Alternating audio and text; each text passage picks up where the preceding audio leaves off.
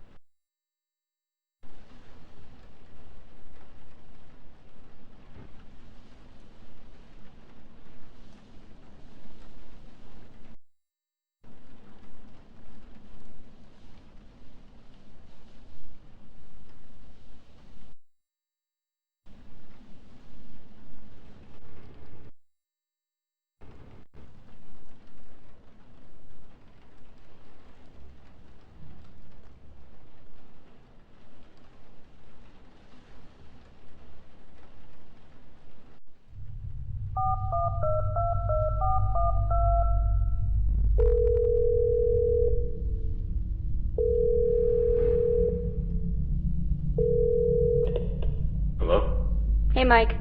How are things back at home? About the same. Reading an interesting autobiography.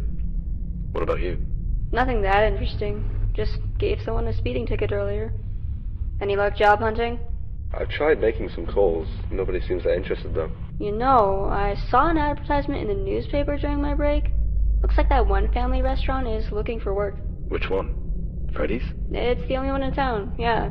Think you're interested? I think I'll try giving them a call. Thanks for the heads up, Ness. You're welcome. I need to get back on duty now, though. Wish you luck. Thanks a lot. Talk to you later. Bye. Bye.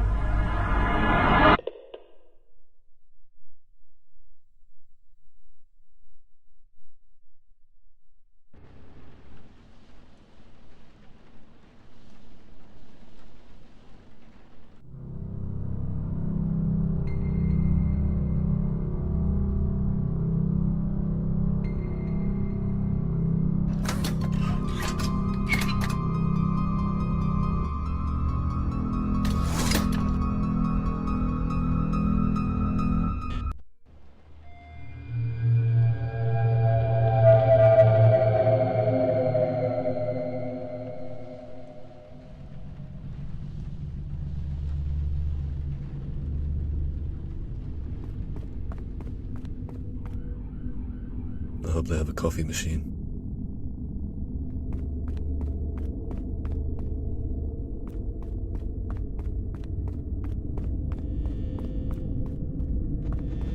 Just 6 hours of this for a week.